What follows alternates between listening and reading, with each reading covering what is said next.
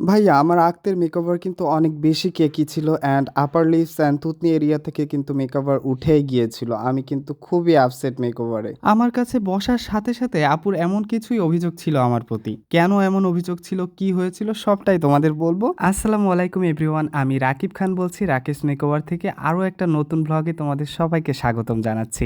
তো আজকের ভ্লগটা একটু অন্যরকম। আমার আজকের গন্তব্য নড়াইল সদর। হ্যাঁ, আজকে আমার ব্রাইড আমার জন্য অপেক্ষা করছে নড়াইলে। তো আমি যথারীতি সকাল সকাল রওনা দিয়ে দিয়েছিলাম। আজকে হচ্ছে আপুর হালদি মেকওভারের বুকিং ছিল। তো আমি সেই উদ্দেশ্যেও চলে গিয়েছিলাম। তো যাওয়ার পথে একটু বাণিজ্য মেলায় দেখলাম বাইরের দিকটা, গেটটা একটু ক্লিপ নিলাম ছোট করে তোমাদের জন্য।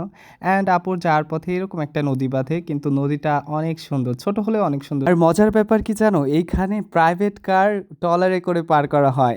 লিটারালি আমি ফার্স্ট টাইম এখানে দেখেছি যে নৌকায় প্রাইভেট কার পার করা হচ্ছে। যদিও ওইখানে ফেরির ব্যবস্থা ছিল, বাট আমি দেখে একটু অবাকই হয়েছি বলতে পারো। এইবার আসি গ্রামের সৌন্দর্য নিয়ে। আপুদের গ্রামটা অনেক বেশি সুন্দর। জাস্ট এই জায়গাটা দেখো, মানে যত দূর চোখ যাচ্ছিল আমি খালি সরষে ক্ষেত দেখতে পড়তেছিলাম। লাইক আমার মনে হচ্ছিল আমি যদি এখানে নাইমে দুই একটা ক্লিপ নিতে পারতাম বা কিছু ফটোগ্রাফি করতে পারতাম এখানে। মানে এত সুন্দর লাগছে, আমি যাওয়ার সময় মানে কোনো রকম বোর ফিল করি নাই। গ্রামের প্রকৃতি দেখতে দেখতে চলে গিয়েছি and I just enjoy it. আপু, হাই ভাইয়া। তো here is my today's bride, haldi bride. তো আপুর রেকমেন্ডেশন আমি শুনেছি, তারপরে একটু আপুর কাছ থেকে জিজ্ঞেস করবো আপু কেমন কি চাচ্ছেন একটু আমাকে। ভাইয়া আমি একদম সফট গ্ল্যামের মধ্যে যাচ্ছি, একদম যাতে হচ্ছে সাটেল মেকআপের মধ্যে আর কি। আচ্ছা আচ্ছা, আপুর অলরেডি একটা ভয় ঢুকে গেছে, পার্লার জনিত ভয়। যাই হোক, দেখা যাক আজকে কেমন কি করা যায়। ওকে, তো চলো এবারে তোমাদের আসল ঘটনাটা শেয়ার করি। অ্যাকচুয়ালি আপুর মেকআপ ভীতি অনেক বেশি, মানে অনেক বেশি। আপুর সাথে তিক্ত অভিজ্ঞতা আছে আসলে মেকআপ নিয়ে, পূর্ব অভিজ্ঞতা যেটা বলে। যাই হোক, আমি যতদূর জানি আপুর আক্ট হচ্ছে প্রায় 1 বছর আগে হয়েছে। লাইক বিয়েটা অনেক দিন হয়ে গেছে। তো তখন আপু একটা জায়গা থেকে মেকওভার নিয়েছিল। তো সেখান থেকে মেকওভার নেওয়ার পরে আপুর ফেস লিটারালি, নিজের ফেসটা সে নিজেই চিনতে পারে নাই। দেন হচ্ছে তার মেকওভারটা অনেক বেশি কেকি হয়ে গিয়েছিল অ্যান্ড কিছু কিছু জায়গা থেকে একটা টাইম পরে মানে মেকআপ সরে যাওয়া, মানে অনেকটা বেশি টাইম না, কিছুটা টাইম পরে মেকআপ সরে যাওয়ার একটা টেন্ডেন্সি তৈরি হয়েছিল।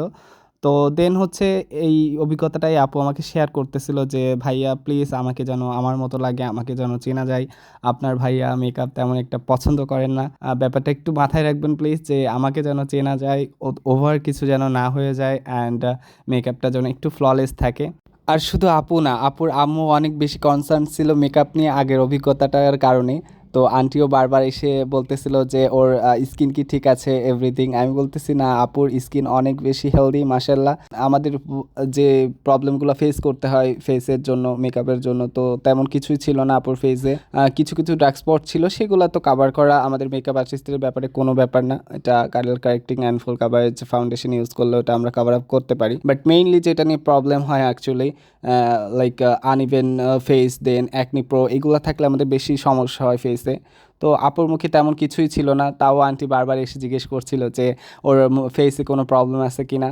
কারণ হচ্ছে বিগত যেখান থেকে সে সাজছে তার মেকআপ উঠে যাওয়ার কারণে সেখানে ইনফর্ম করা হওয়ার পরে সে নাকি বলেছিল যে স্কিনে সমস্যা আপুর, বা লাইক দিস এরকম কিছু একটা বলেছে। দ্যাটস ওয়াই আন্টিও অনেক বেশি কনসার্ন ছিল। তো আমি একটু আশ্বাস দিলাম যে আন্টিকে অ্যান্ড আপুকে, যে আপু একটু হোল্ড করেন, আমার উপর ট্রাস্ট রাখেন, দেখা যাক আমি কতটা কি পারি অ্যান্ড ফাইনাল লুক কি আনতে পারি। তো আমার পরে একটু ট্রাস্ট করেন, দেন বাকিটা তো দেখতেই পারবেন ফাইনাল লুক হওয়ার পরে। ফাইনাল লুক, যদিও এখনো ফুল ফাইনাল না, অর্নামেন্টসটা পড়ানো হয়নি একটু ক্রাইসিসের কারণে।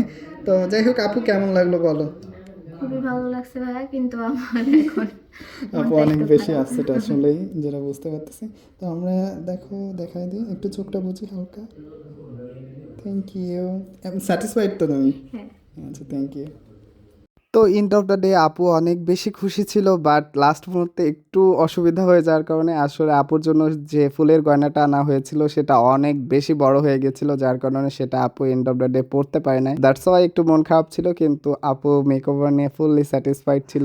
আপুর আরও দুইটা মেকওভার আমার কাছে বুকিং করা আছে, বিয়ের অ্যান্ড রিসেপশনের। তো তখন আপুর ফুললি রিভিউটা তোমরা দেখতে পারবে ইনশাল্লাহ। তো সাথেই থাকো, দেখা হচ্ছে নেক্সট ব্লগে।